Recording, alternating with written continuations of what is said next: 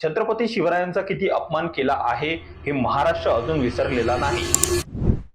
राष्ट्रवादी काँग्रेसचे नेते प्रफुल्ल पटेल यांनी पंतप्रधान नरेंद्र मोदी यांना जिरेटोप घातल्याने महाराष्ट्रातील राजकीय शिवभक्त चवताळून उठले आहेत। छत्रपती शिवाजी महाराजांच्या डोक्यावर नेहमी जिरेटोप परिधान असायचा आणि तसाच जिरेटोप पंतप्रधान नरेंद्र मोदी यांच्या डोक्यावर घातल्यानं शरद पवार गटाचे नेते आता या प्रकरणावर राजकीय पोळी भाजण्याचा प्रयत्न करत आहेत। आज शरद पवार व त्यांच्या समर्थकांचं छत्रपती शिवाजी महाराजांप्रतीचे प्रेम प्रचंड ओतू चाललंय, पण या शरद पवार समर्थकांनी व त्यांच्या नेत्यांनी छत्रपती शिवरायांचा किती अपमान केला आहे हे महाराष्ट्र अजून विसरलेला नाही।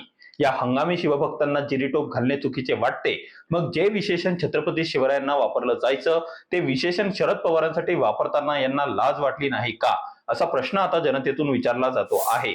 जाणता राजा म्हणून घेण्यासारखे काय पराक्रम शरद पवारांनी केले हे त्यांच्या समर्थकांनी सांगावे अशी मागणी आता जनता करते आहे। छत्रपती शिवरायांच्या इतिहासाचा सर्वात मोठा अपमान शरद पवारांनी केलाय हे अवघा महाराष्ट्र जाणतो। संभाजी ब्रिगेड सारख्या जातीयवादी संस्थेच्या माध्यमातून शरद पवारांनी छत्रपती शिवरायांचा इतिहास कलुषित करण्याचा प्रयत्न केला। छत्रपती शिवरायांना जाणता राजा म्हणण्याची गरज नाही असं शरद पवार म्हणत होते।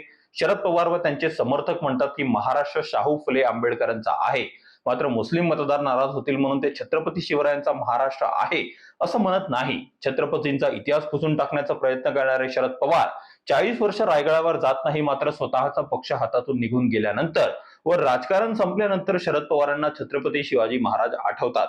छत्रपती शिवाजी महाराजांच्या राज्यात जातीजातीत भेद नव्हता, मात्र शरद पवारांनी जातीजातींमध्ये भांडणं लावून स्वतःची राजकीय पोळी भाजून घेतली। आज राजकीय फायद्यासाठी शरद पवार व त्यांच्या समर्थकांना छत्रपती शिवाजी महाराज आठवत आहेत, मात्र महाराष्ट्रातील छत्रपती शिवाजी महाराजांचे मावळे व महाराष्ट्राची सर्वसामान्य जनता शरद पवार व त्यांच्या समर्थकांचे ढोंग बऱ्यापैकी ओळखून आहे आणि पवार समर्थकांनी कितीही राजकारण केलं तरी महाराष्ट्राची जनता याला बळी पडणार नाही हे निश्चित आहे।